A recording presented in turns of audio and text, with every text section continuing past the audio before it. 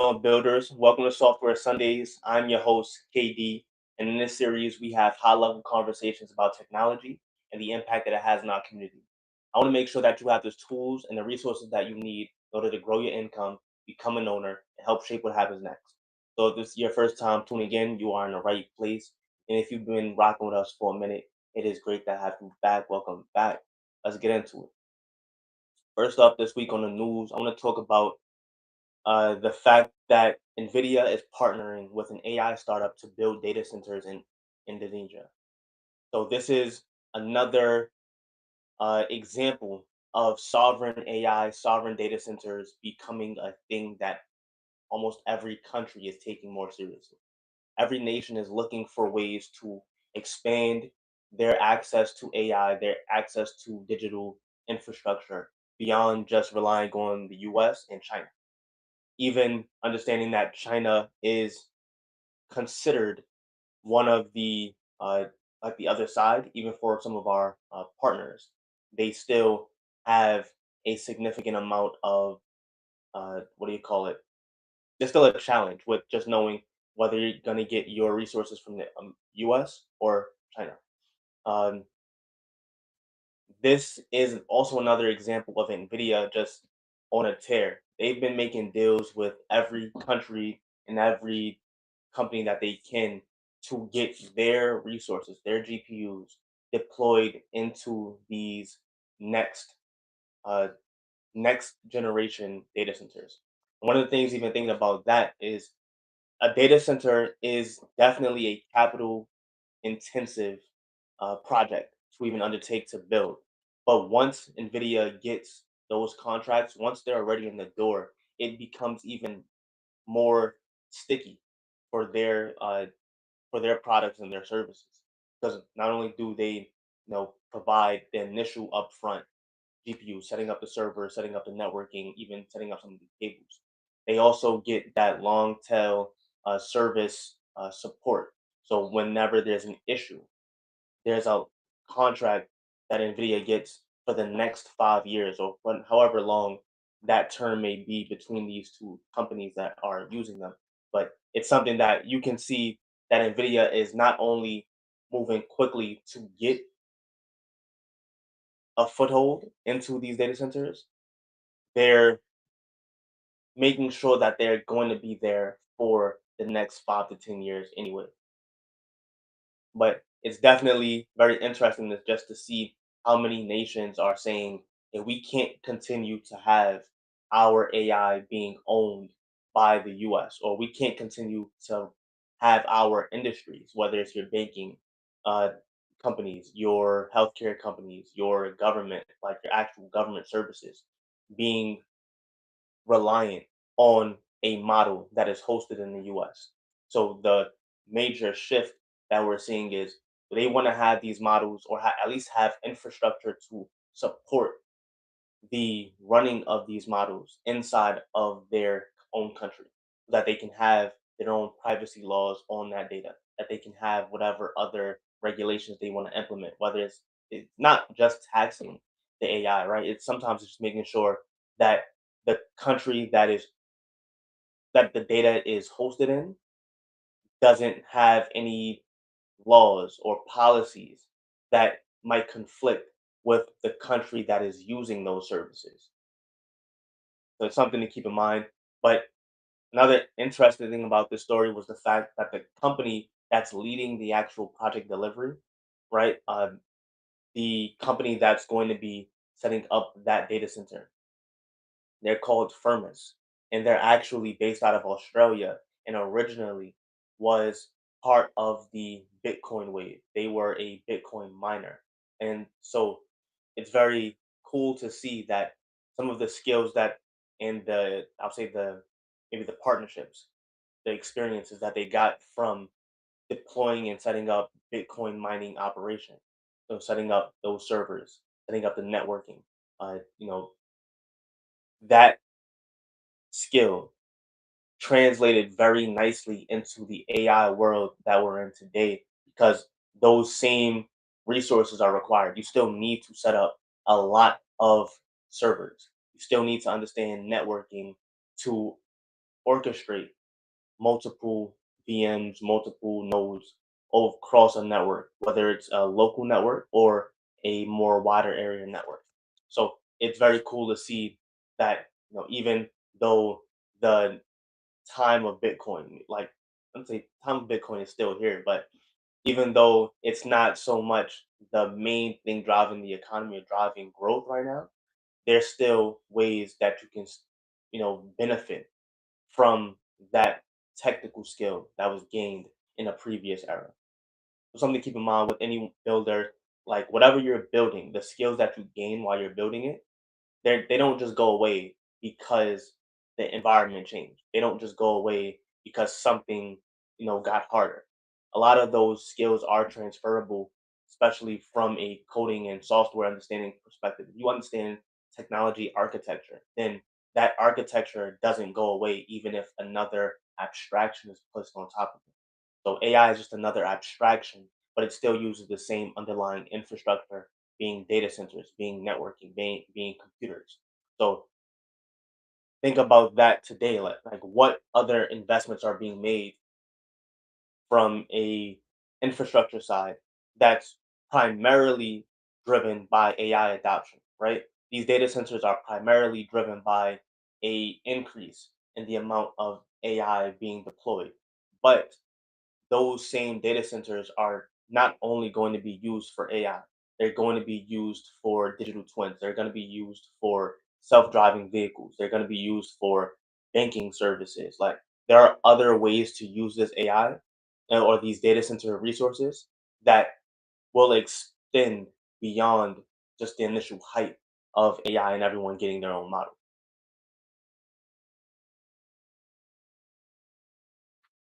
Additionally, AI infrastructure constraints are growing, especially as Google caps Meta's use of Gemini AI LLM. So, this is another example of the fact that we don't have quite enough compute resources yet. Even though countries and companies are moving as quickly as they can to build out new data centers, to build out the infrastructure that we need to run these models and train these models, it's just not fast enough yet. The adoption of AI, the number of companies that are trying and actively deploying AI and LLMs inside of their architecture, inside of their services and products, that's moving more quickly than we can purchase the land, then we can get the energy, then we can actually build out the server, right? There's a physical constraint to the software problem of just hosting an LLM.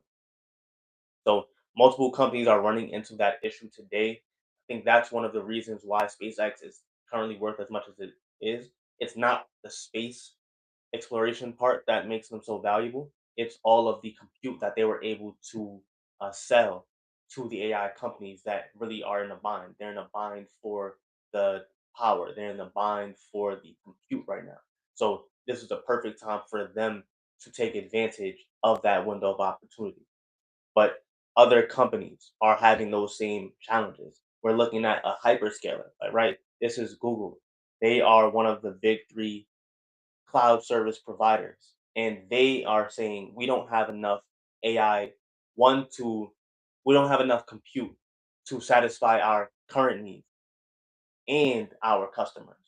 So that's one of those, like, if I only have one chip and I have to use it to either run my services and my products or run your services and your products, it's in my best interest to run it on mine, to make sure that Google Drive, to make sure that Gmail, make sure that Gemini direct to the majority of our users is functioning properly before I start saying, all right, how do I give more, make it available to others, right? Even the concept of the cloud. It's the point is if this one provider can purchase enough compute and spend enough capital upfront to get better economies of scale, right? To get a lower cost per chip or lower cost per gigawatt, whatever it may be. If they can spend that, then they can give and charge a premium on the excess that they give to customers for renting out that excess capacity. If there actually is no excess capacity, then there that doesn't work. So even going back to the first story, there is a race to continue to build more of these data centers, but the race is driven by the fact that even the largest providers don't have enough capacity. The demand is more than anyone I think expected at this point. I won't even say more than they expected. People and companies have been saying like even this year, over I think $700 billion is going to be spent in 2026 alone, or planned to be spent in 2026 alone between different hyperscalers to actually build out their data center. That's a known problem. That's they're looking to solve, but it's not a quick problem that you can solve. There are again that physical challenge, getting the actual materials to the site, building it out, skills, the labor, the machines necessary. That is not an easy problem to solve. That's a challenging logistics problem that takes time. But even if you think about the so I'll say that capacity issue coupled with the growing demand is leading to another challenge, right? A few months ago, there was a goal, like everyone was token maxing. That was a term in Silicon Valley. That was a term in the tech industry. Use as many tokens as you can. And of course, NVIDIA, the CEO, right? Mr. Jensen Huang, he was definitely driving. I personally think that's one of those things that if you're selling the token, it is in your best interest to get more people to use those tokens, right? That was a thing. It makes sense. From a customer perspective, like Meta, Amazon, I think Uber, they had leaderboards for how many tokens they were using.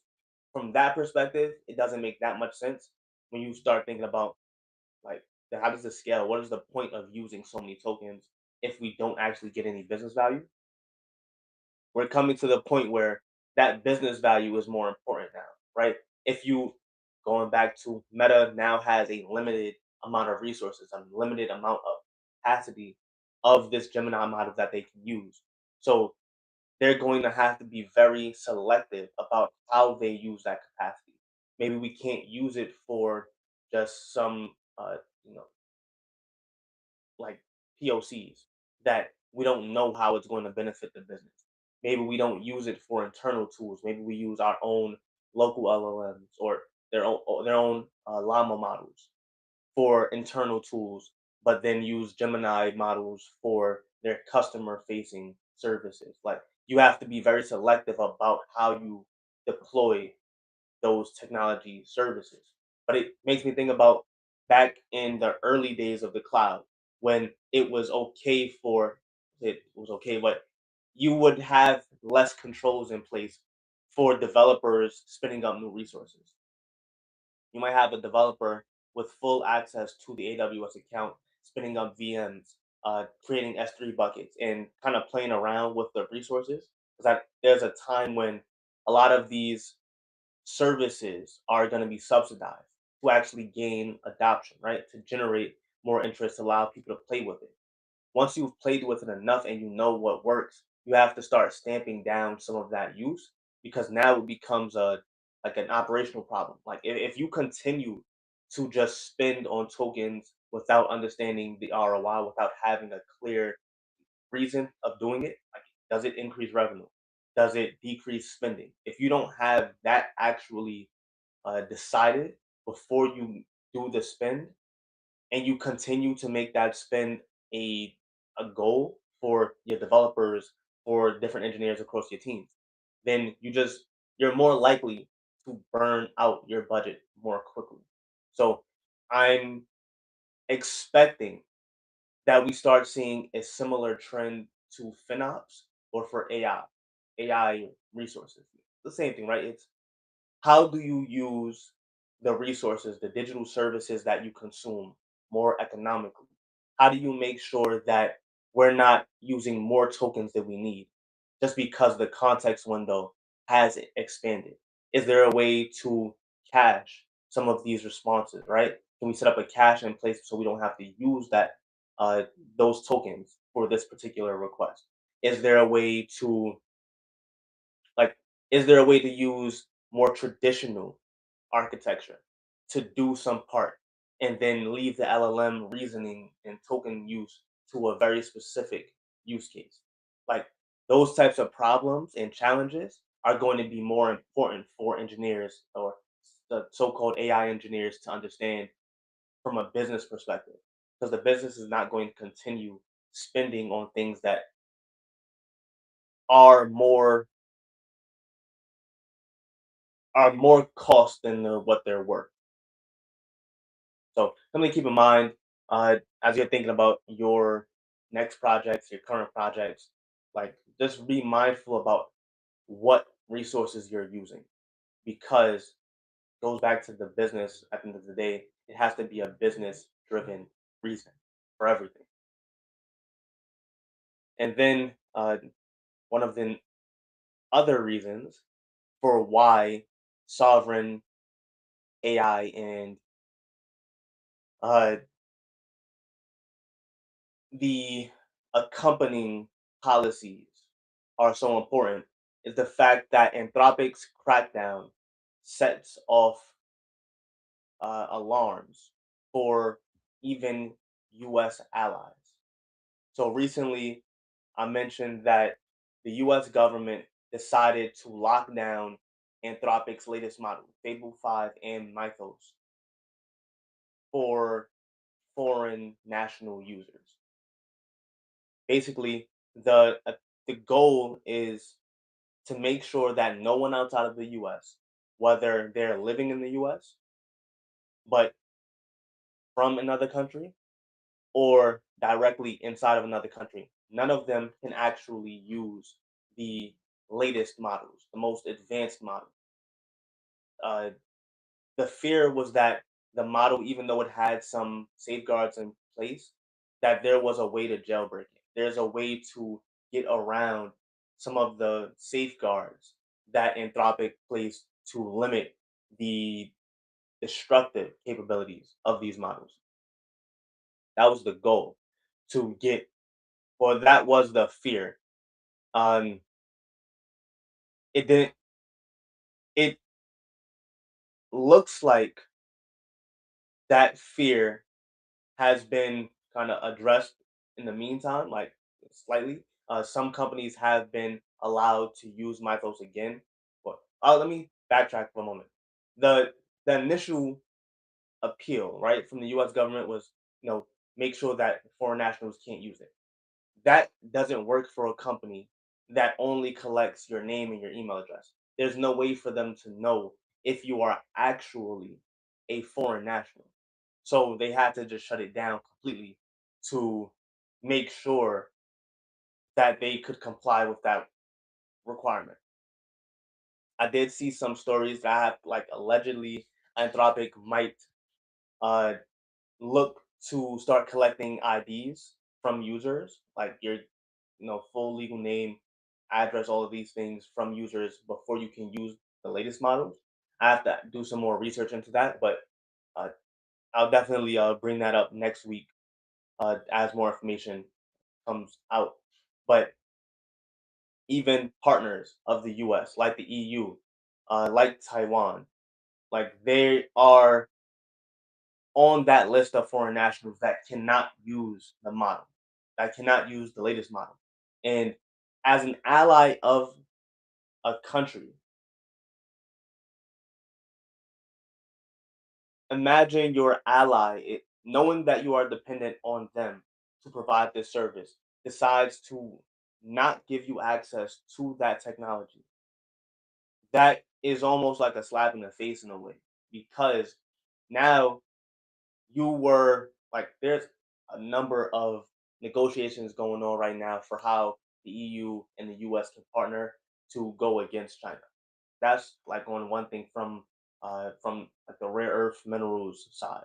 They're really trying to not be so dependent on China for those required materials.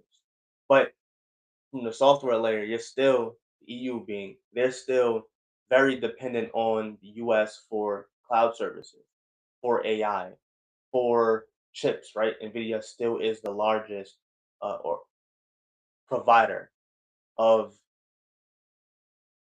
GPUs, which are the most common chips for running AI infrastructure or AI workloads, right? You're still very dependent on the US. And so from their perspective, it's like we cannot continue to be this dependent, especially when that country is deciding to, give and take so quickly. All right, like within I think 3 days of the model being released, that directive came out. So now no one can use it. Imagine if your banks, if your healthcare companies, if your government uh, uh, offices are relying on this service and they decide to shut it off one day. That is incredibly dangerous. Like you can really that type of dependency on a nation that you have no control over is not a dependency that I think anyone in the government offices of the EU or in any of their member states actually wants to be involved in. But it's definitely leading to more conversation in these companies and other countries, excuse me, for basically what is actually the investment goal. Like, what are they investing in, and why should they be investing in? Right now, so much of their dependencies are outside of the U.S. or outside of their country, in the U.S. or even in China. They're trying to invest inside of the talent and the companies internally to actually get that capacity, that service available from within their own nation. So I mentioned before that I expect to see more companies inside of the EU hiring and sharing their knowledge, training people, building that capacity because at the rate this AI race is going, it does not seem likely that the latest models, uh, the latest technologies from these AI labs are going to be available outside of the US for a long time. Like, it seems like that edge is looking to be held on to for as long as possible by not even exporting. Like it's very interesting to me that we have export controls on software. Again, I had not thought that was a thing. And and I guess that's the same as any other intellectual property, maybe that's the thing. Like I just thought export controls were more of a physical thing. You don't ship weapons to a country, or you don't ship certain vehicles, or you don't ship, whatever, like that physical thing. To see that software has been given the same classification as some of these other things that I just mentioned is very interesting because like how important is this software for the government to say, nah, we can't let it go. But again, it is just as important maybe as missile planes or nuclear power planes. Like that type of intellectual property is not something that you easily share with your with everyone. So I kind of get it from that perspective. But definitely something to keep in mind for everyone. And the thing that I'm seeing that I want you builders to understand and be familiar with is that sovereignty in the digital age looks like a lot of things. It looks like chips, it looks like AI, looks like energy. But it looks and is very important for you to invest inside of the space and to invest inside of these things, like invest time, invest your energy, invest uh money, whatever it takes to understand how this ecosystem is growing and how it's like what it's built off of. It's something that you don't want to not have any other option outside of the mainstream option, right? It's okay to not rely 100% on these technologies, not give away all of your thinking capacity, right, to these models, because who knows if that model will be available in 6 months. Or, and I say available, it might even be available. What if the cost for it becomes more than you can afford? So do you lose access to the thing that you need because you already tried to delegate it to this technology, to this third party that you really had no business delegating it to? So think about your sovereignty in this digital age. It's not something that you want to give away too easily and too freely. But if you want to go deeper into any of these topics, join BLI University. We are going every week into cybersecurity, AI, and how you can use these concepts to create opportunities for you and your family. So, uh, you know, join and have a conversation with the builders that are leading that revolution, and we'd love to see you inside of the room. So we're gonna jump into our QA for this week. What information should you include inside of your application log? So your application logs are being generated directly by the app or service that you are running, whether it's an API, whether it's a web app, whether it's a batch script. That application is doing something, and it's very important for you to know what that thing is doing and how far it got along that process, right? Let's say the specific workflow that this service is responsible for orchestrating or completing. Let's say it only got 60% of the way done. You need to know how far it got. You need to know where it stopped, because you might need to restart it from where it was, or you might need to know, can you restart it? Like maybe you can't restart it because it got past a point of no return. So these are things that you need to be logging. You need to be logging the uh yeah, how far it got.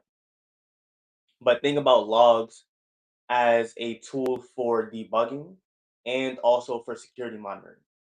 Now, you may not have, or your security team may not actually be using the same logs that you're using to, debug whether your application is working today or whether it was working 24 hours ago. But they are still using those logs inside of a different system, right? Like you might have your application uh, send the logs to Datadog, and then from Datadog, they're sent to Splunk or whatever SIEM that your team uses for actual security monitoring for analysis there, right? So you need to have a way of distinguishing between a log that is useful for security and a log that is useful for uh, the application itself, for like runtime, knowing uh, the performance of the application. Two different things. For the security aspect, definitely speak to your SOC, your security operations center, to see what type of information they need to create analysis or to analyze the logs to see if there's an active attack. Like they need to have specific information. They might want it in a specific format. Uh, so figure out how to partner with them to get that format in the way that they need it for your debugging purposes and troubleshooting your application.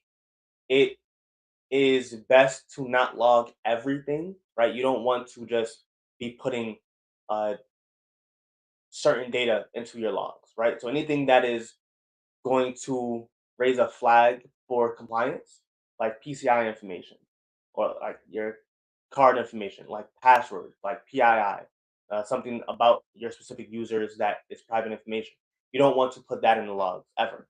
But you may need to log certain activities for audit purposes that individual people do.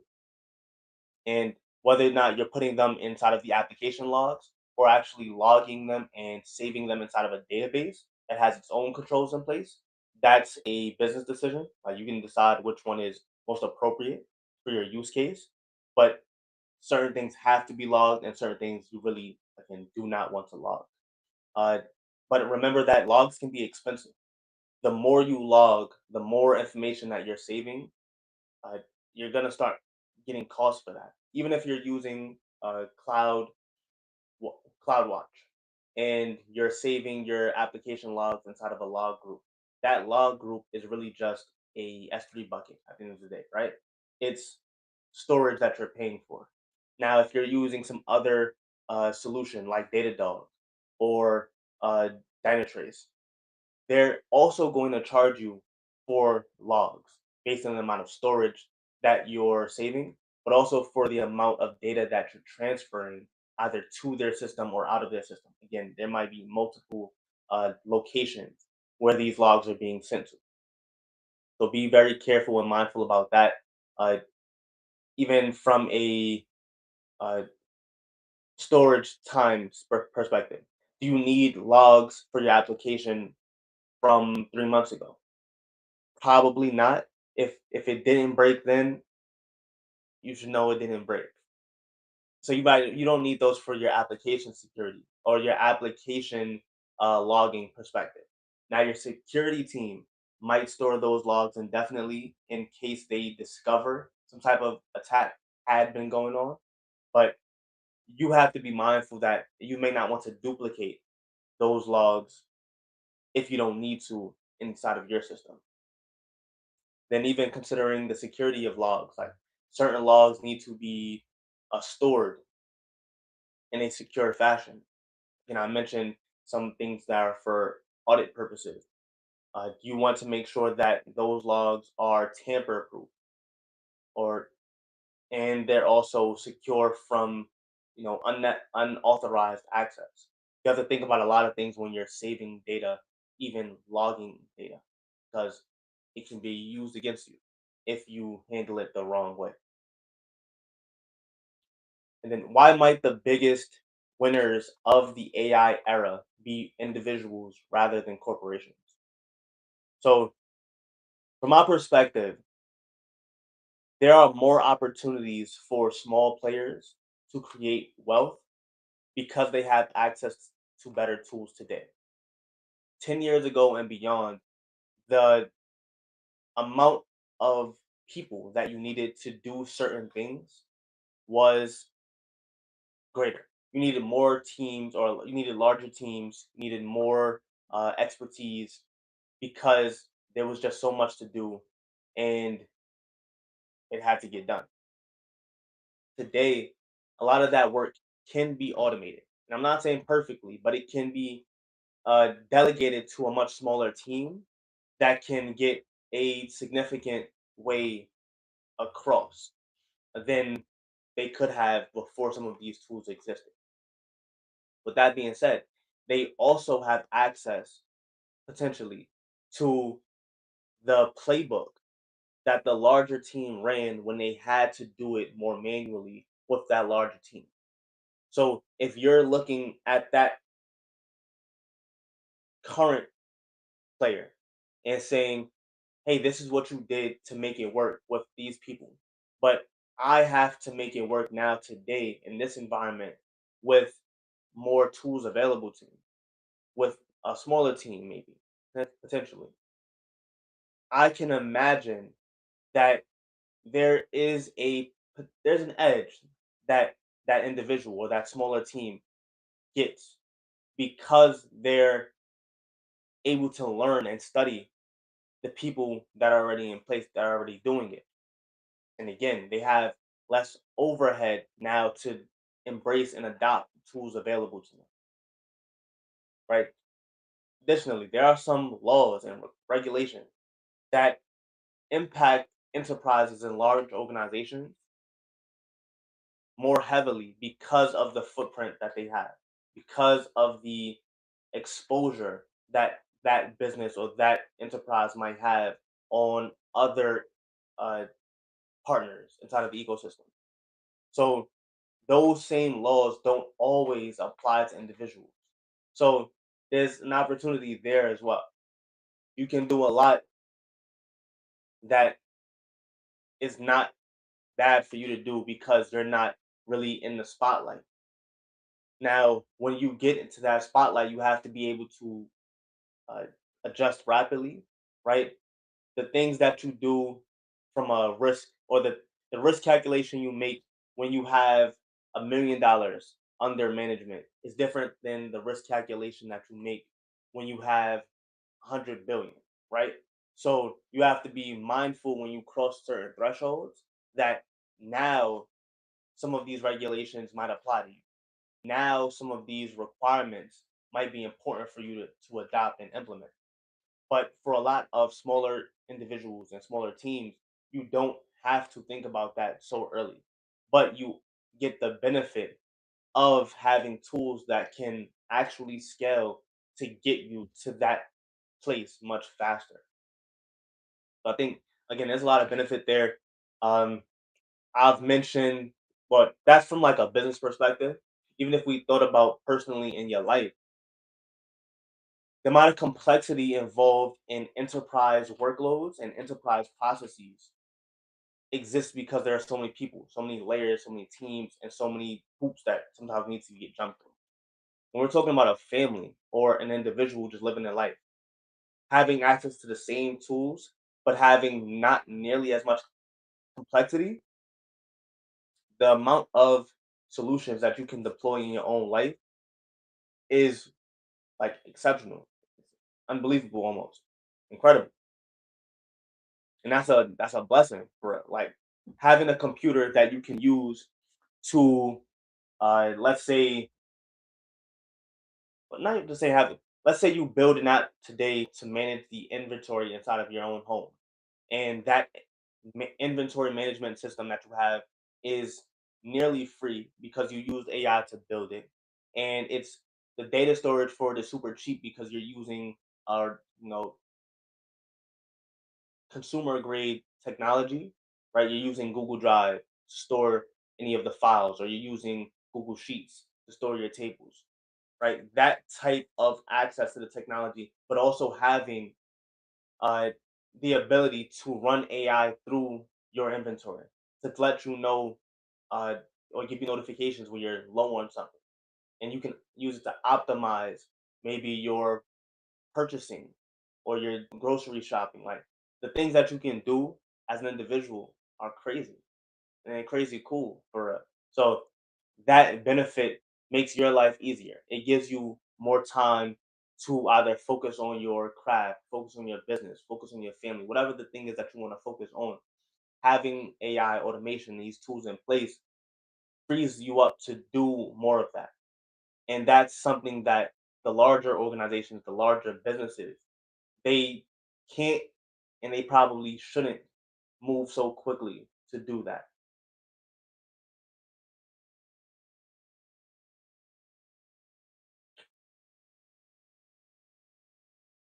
What should I do when reviewing a pull request?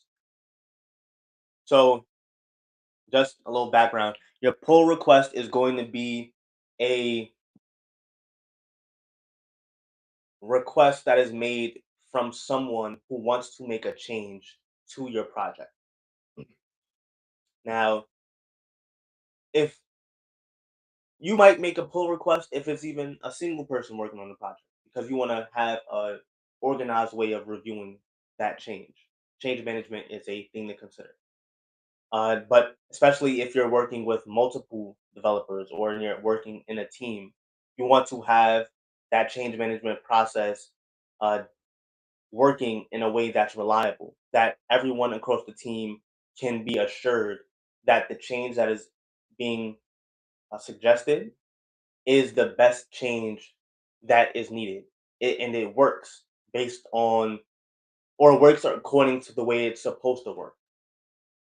So, one of the things to think about when you're reviewing a pull request is to review the issue or the task that pull request was designed to solve, right? So operational maturity for any software team means that you have defined processes for getting information across the finish line. The first stage in any type of change request or change that needs to be made is a change request, is a ticket, is some type of documented information or documented note that says this change was requested by this person on this date for this reason.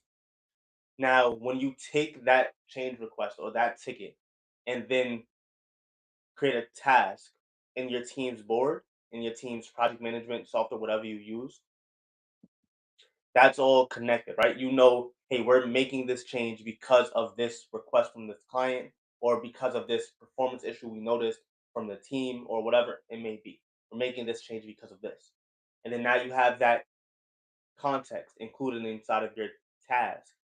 And then that task is used to drive any code changes you need to make. So that pull request should include as much information as possible from the task, to even be linked to the task. So you can always go back to it if necessary to get that additional context. Maybe other conversations that were had that didn't involve the code necessarily. So always review that initial task. Always review the thing that prompted this change before you even get into reviewing the code for the change itself.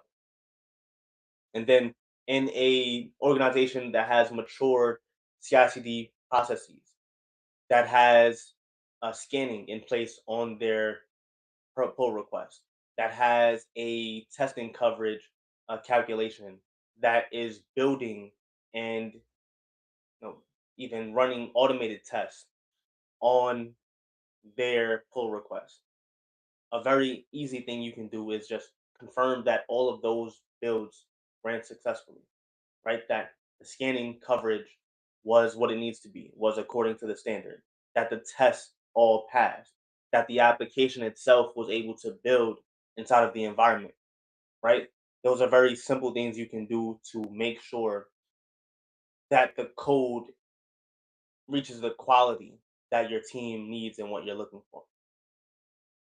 And then you should always try to run and deploy that code, right? You should try to make sure that it works locally or inside of the development environment, right? Wherever you can run it live to see how the actual change affects any other systems, or even actually running through a test. Like if it's supposed to be a new button, run the application, see what the button looks like, see what it does. If it's supposed to be a change in the flow to uh, maybe retry if a service goes down or some dependency goes down. Try to mock out what happens when that dependency is down. See if the system, this new change, actually retries the way you think it's supposed to. And if that all works inside of either your local environment or your development environment, then feel free to mark that code as good. But don't just say looks good to me because you don't really want to go through the process of reviewing it, right? A peer review, a pull request merge, or a pull request review is really the last line of defense between a bug and production. So, as a developer on the team, as an engineer, whether you're a junior, senior, or a lead on that team, it's your responsibility to make sure that that code actually does what it needs to do and nothing that it doesn't need to do. So, you have to be able to use your uh, review very wisely. What are three bad engineering habits? So, you know what grinds my gears with engineers is when they don't document anything. They don't document the change that they need to have, like even going back to a PR. A good team will require a PR to have a change log message included also. But that's neither here nor there. That is a standard that your team should apply. They don't need to. But at least documenting and why this change was done, what tests were ran to validate that this change worked. Like if you're the person that reviewed the PR, if you're the person that made the change, do you have any type of testing uh, documented to say this is what I did to validate that this works? That's one no no. The flag, no documentation, not having any type of information that a human can use to understand where we are. It's one going to just cause confusion later because we're going to get to the place where a bunch of things are inside of the code that we don't actually know why they're there. They're just there at this point and there's no reason, but because it works, we can't remove it. So, if it ain't broke, don't fix it. We don't ever want to be in that situation as engineers working on products because eventually you won't be there. The people that worked on it won't be there. That knowledge that they had about why they did this thing, it won't exist on the team. And then everyone who inherits that project afterwards is going to have a very difficult time making sense of what they're looking at. And then no tests. That's another no. We don't want to have any code that cannot be tested. We need to know what does a good result or a good run of this code look like.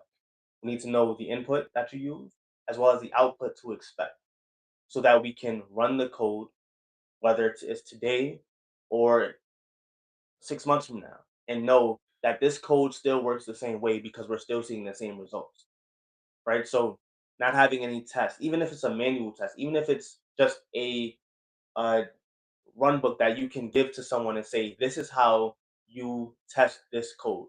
And it has some explanations on where you get the data, what it needs to look like, uh, what the output needs to look like, how to run, or you should have some how to run the code in a different like in your README. But having some information that someone can use to verify that the application is working the way it needs to work. Super important. See a lot of developers miss that. And I'm not saying you have to adopt test-driven development. You don't have to start with the test. Like however you create your test or the order at which you create your test, that, that you can figure that out best for you. How that works best for you. But you have to have some type of test in place at some point at all. Like you should know uh, the test coverage for your applications. You should know uh, what good looks like when it runs properly, and you should have a lot of those resources prepared so that someone can continue to test that it works over time. Right? Regression testing is a thing for a reason.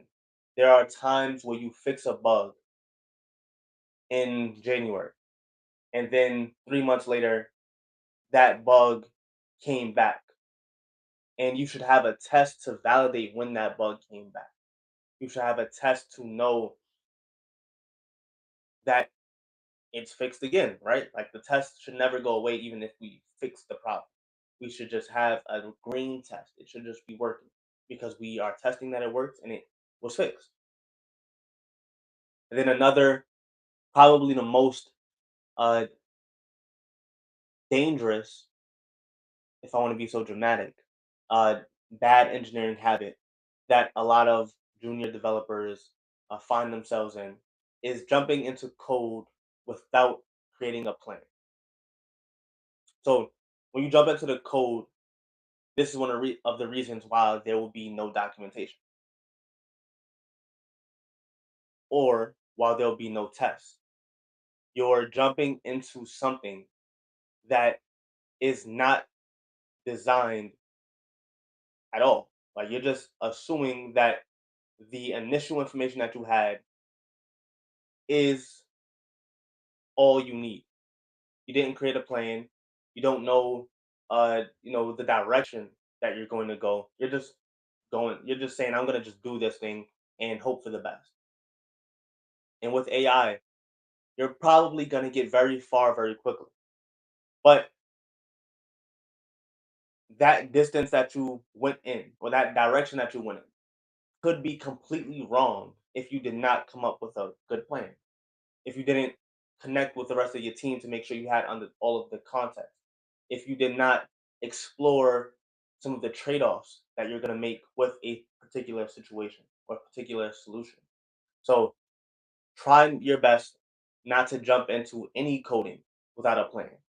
And now that's not to say if there's something broken that you don't move quickly, right? But even having a rollback strategy in place is the plan that you have so that when something goes wrong, you know how to move quickly to the right, uh, to things working again properly. And that's still a plan. That's a strategy. Like going into anything without a strategy or a plan or an idea of what the next step will be is going to be a issue for you and everyone else who works with you because all you're going to be doing is fighting fire. All you're going to be doing is responding to things versus making things happen. And that's not what engineering is. Engineering is architecting, is designing, is planning, is making things work given specific constraints and clear goals. So make sure you have all of that before you jump into any code because AI will tell you what it thinks it needs to do, but you are the one who needs to know what it needs to do. So good engineers don't just write code, they build habits that allow that code to be reliable consistently and effortlessly.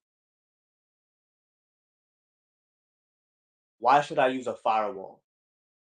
So a firewall is one of the first security controls that you can implement to control what type of traffic your network allows.